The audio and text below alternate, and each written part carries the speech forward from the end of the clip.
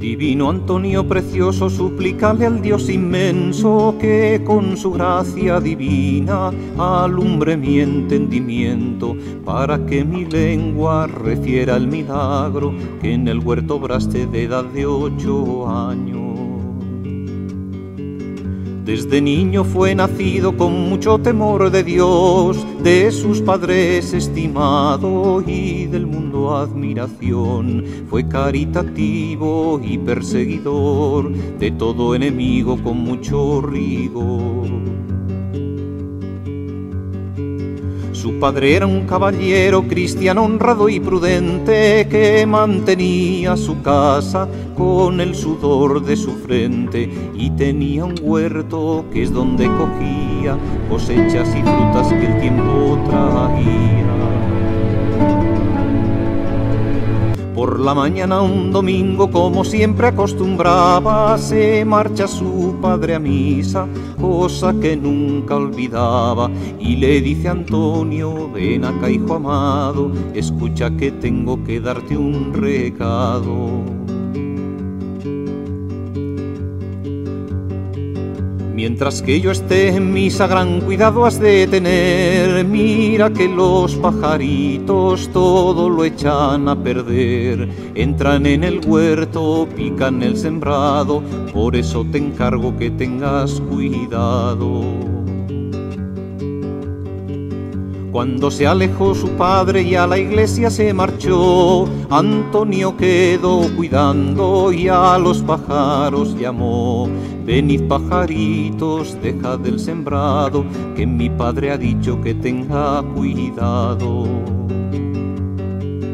Para que yo mejor pueda cumplir con mi obligación, voy a cerraros a todos dentro de esta habitación. Y a los pajaritos entrar les mandaba, y ellos muy humildes en el cuarto entraban. Por aquellas cercanías ningún pájaro quedó, porque todos acudieron a lo que Antonio mandó. Lleno de alegría San Antonio estaba, y los pajaritos alegres cantaban. Ya vio venir a su padre, luego les mandó callar. Llegó su padre a la puerta y le empezó a preguntar: ¿qué tal, hijo amado? ¿Qué tal, Antoñito? ¿Has cuidado bien de los pajaritos? Antonio le contestó: padre, no tenga cuidado, que para que no hagan mal todos los tengo encerrados. El padre, que vio un milagro tan grande, al señor obispo trató de avisarle. Acudió el señor obispo con grande acompañamiento, quedando todos confusos al ver tan grande portento. Abrieron ventanas, puertas a la par, por ver si las aves se quieren marchar. Antonio los dijo a todos: señores, nadie se agravie, los pájaros no se van mientras que yo no les mande. Se puso a la puerta y les dice así: vaya pajaritos, ya podéis salir. Salgan cigüeñas con orden, tórtolas, grullas y garzas, gavilanes, abutardas, grullas, mochuelas y grajas. Salgan las urracas, tórtolas, perdices, palomas, gorriones y las codornices. Salga el cuco y el milano, burla, pastor y andarríos, canarios y ruiseñores, tordos, carazos y mirlos. Salgan verderones y las boadillas, y las cogujadas y las golondrinas.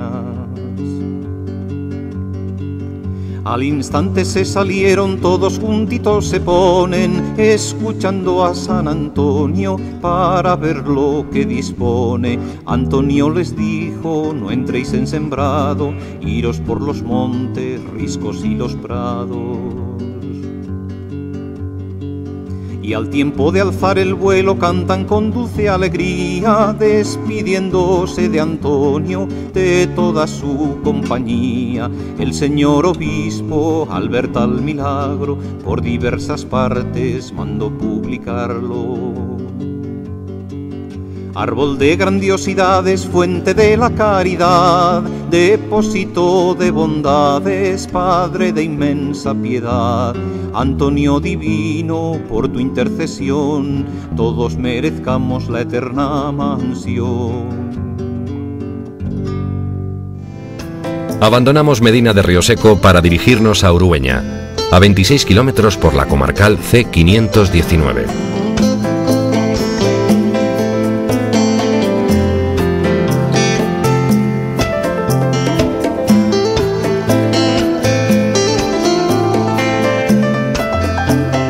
Urueña está ubicada sobre el borde de uno de los grandes páramos que marcan el confín de los Montes Torozos con tierra de campos. La villa medieval guarda entre sus muros un auténtico tesoro que muchos de quienes pasan habitualmente cerca de ella por la autopista A6 no se han parado nunca a descubrir. El casco urbano, declarado monumento histórico artístico, se encierra dentro de un recinto amurallado, de época medieval, perfectamente conservado y con varios arcos de acceso, como la puerta de la villa. En el centro se encuentra la iglesia parroquial de Santa María del Azogue, del siglo XVI, que merece la pena visitar por su retablo barroco. Una placa en un muro frente a la misma señala que el Azogue era el mercado diario, solía estar cerca de la parroquia más importante, que era el centro de la vida social de la villa.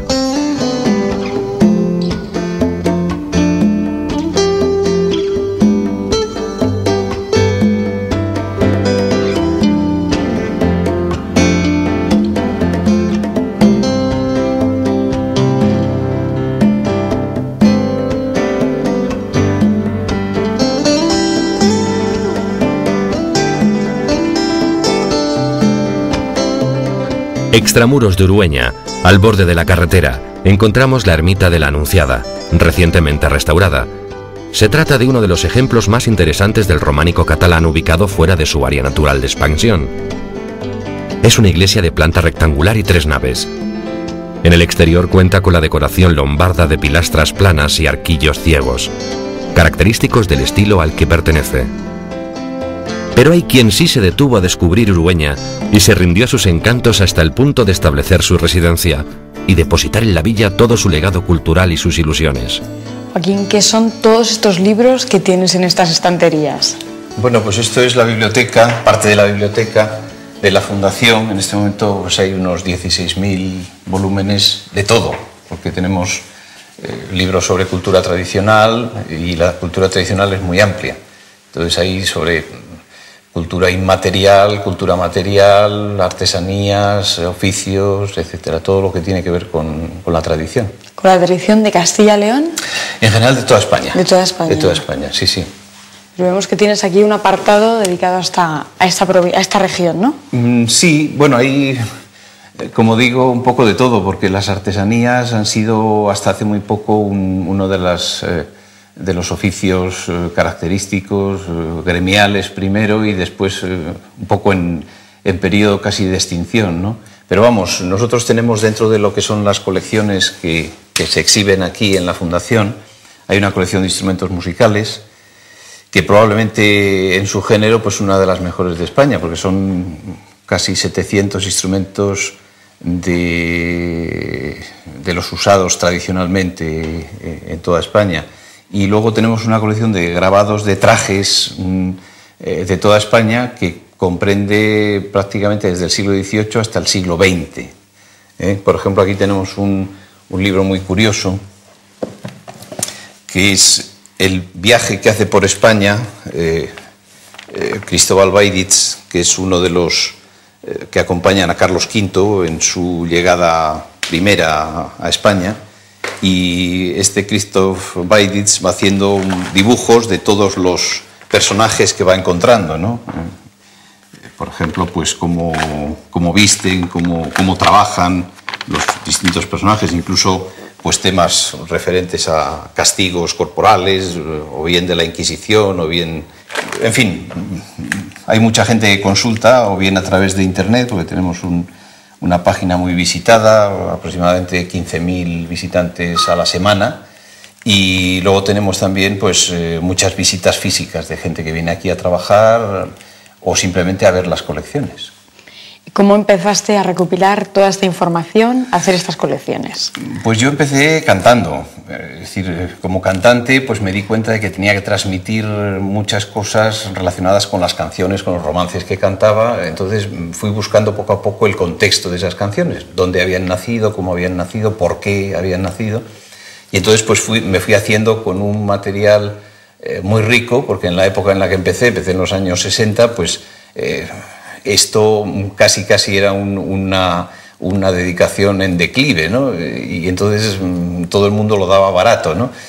Y a partir de eso, pues ya en los años 80 se creó la fundación, que ya tiene 21 años en este momento, y después vino aquí a Urueña, donde la Diputación de Valladolid cedió esta casa para que se pudiera venir a visitar no solo las colecciones que se exponían, sino también como investigador. Son las dos vertientes que cuidamos más, la de los visitantes del museo y también la de la gente que nos visita como investigadores o estudiosos.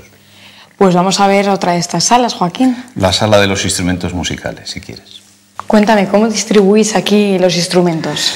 Pues como en casi todos los museos del mundo, hay 4 secciones. La de los instrumentos de viento o de aire, son gaitas, flautas, dulzainas, etcétera.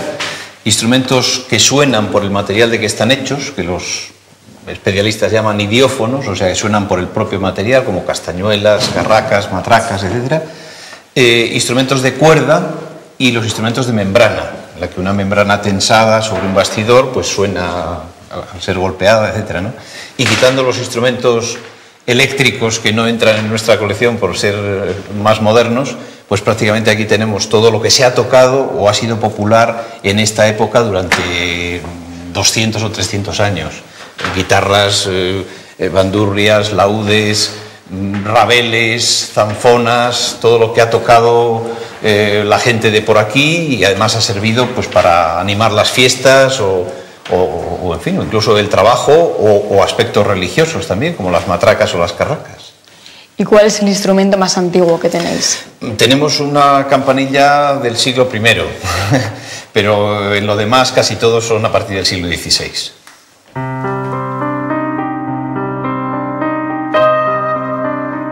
Hacer hablar a las campanas no es fácil. Interpretar su sonido puede ser algo más sencillo. Si repican, es señal de fiesta. Si tañen, dan malas noticias. En la sala de campanas de la Fundación Joaquín Díaz se encuentran 20 ejemplares cedidos por la familia de los Quintanas. Todas tienen nombre propio y muchas de ellas funciones específicas.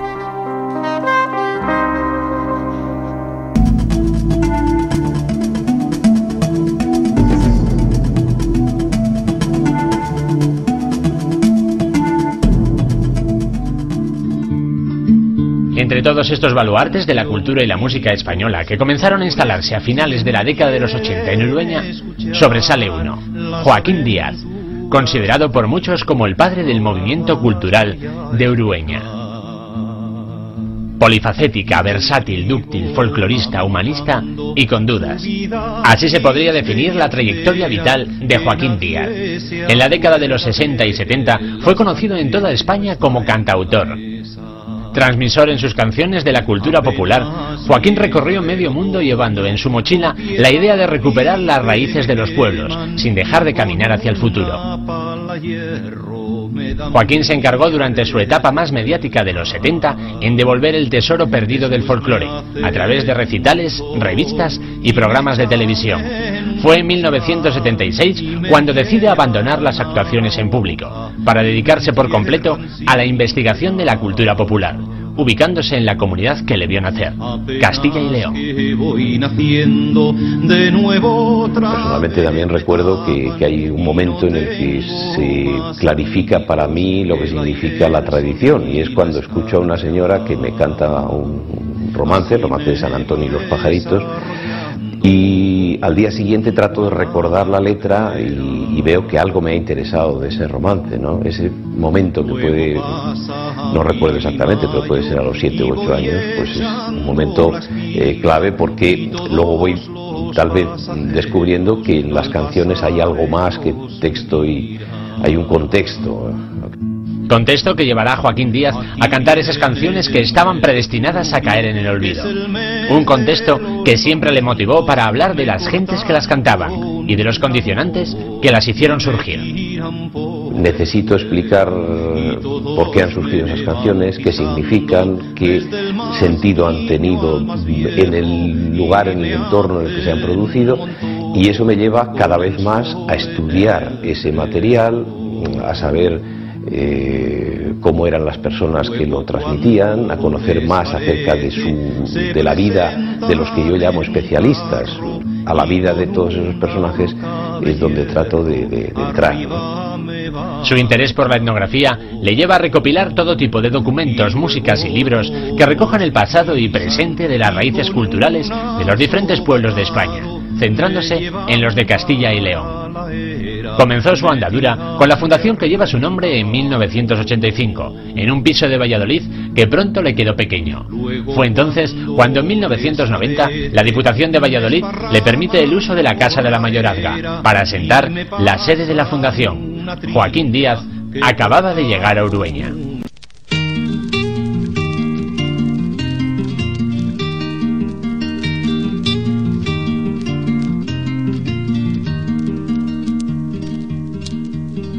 Estando yo en la mi choza, pintándola mi callada, las estrellas altas iban y la luna rebajada, mal barruntan las ovejas, no paran en la majada. Vi de venir 7 lobos por una oscura cañada, venían echando a suerte, saber a quién le tocaba. Le tocó a una loba vieja, patituerta, cana y parda, que tenía los colmillos como puntas de navaja.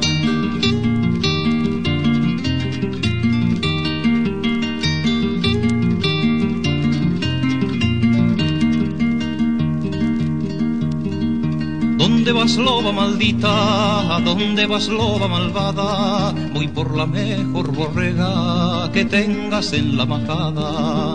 Dio 3 vueltas al redil y no pudo sacar nada, y a la otra vuelta que dio sacó una cordera blanca. Aquí mis 7 cachorros, arriba perra guardiana, que si me matáis la loba, la cena tenéis doblada, y si no me la matáis, cenaréis de mi callada.